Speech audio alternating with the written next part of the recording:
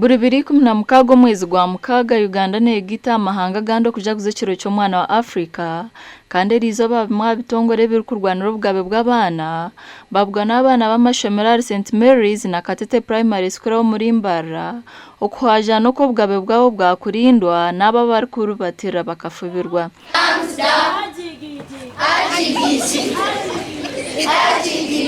Abana bitu nibabakozesa nke bikozese bwo makaga abantu waza kuranka abantu akozesa abakozi mu makagabo bino bwana buri hansi y'imyaka 18 meaning omwana naba convinced kureka ishomero akaza korera emitwe 5 ikumi because atoma hakurugana yo tibibonire abanyabuzara mwe bakozesa abana babishi baba threatening abatakagamba so kutwija tubayamba kugira ngo tubahe akachance ko kugamba ibizu byabo nitwe tubahurikize kandi tubahabure ninga tubaguiding.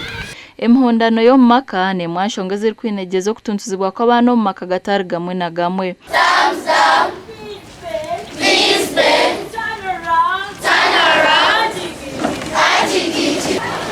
Mwabizibe bitureba muka no kugira ngo tsigaba zire bitubaheza Rwanda muka urumwe shango mu class tutateriro mgongo oko witu shanga abazire bitu bakira steganisa hamwe mbatukoze mu eremire yista kubasa kukora ushanga ngo mwe mbatumafizi bamwe abashomesani bajyango abazire bamwe tubarukora moga gwabe kiretira abana bamwe bazo micembi no korese bitokoza bwonko ushanga ngo bumwe ebyo kureta amashomero tubabahire tibine bitabo tibine bucumu tibine karamu tibine uniforms abamwe tubakamanyireje bari yo kushomesa ushanga umwana yayosha ushanga umwana tatunga cyamshana. Omugandi ministry y'ekikura cy'abantu yayereko kwatwaho abwe bikorwa byo kurubatira obugabe bw'abana gumiza mu byo yongero mbicwe kapitali bimwe na bimwe ebyagambirwa mukoro gwo kujukekiro cyo mwana wa Afrika ogwa bayishomero rya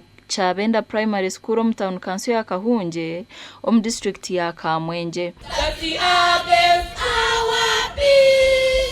I also urge you to continue pushing for the implementation of laws and policies aimed at safeguarding our children. Alimono ko abakushwera abana bakiri bato uko nako no kutoroboza akakutoroboza kwine miringo mwinje aro kutoroboza kana kato akemyaka 5 mukaga ejo niyo defilement aggravated hariho nizo kutwara umwana atageze uwe mwisha atageze imyaka 18 ubwo nabona ayatoroboza toreka ngiho bukeka kinana abashira bibini n'abakutoroboza hamwe no kwamba abakoroboza abana no kwamba bakaza icyo bicoreka umurimo gukira muhango nawari babasiba bitwine umuhome bw'icyo nawe ngo muri mu gukira muhango ubwo kubona abasabana omukoro gwetabwamo bahangu ku rugombe itongore bya government nebitari bya government.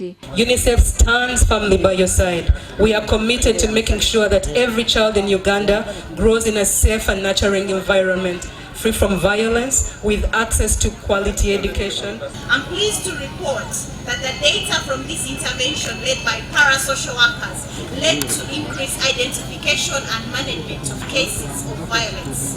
153 cases against children in 5 months. Oh my God. If this is district-wide, it is still very big. Amakuru agashaka Anthony Atwine akatukunda prosi na Ariatwije Karigan.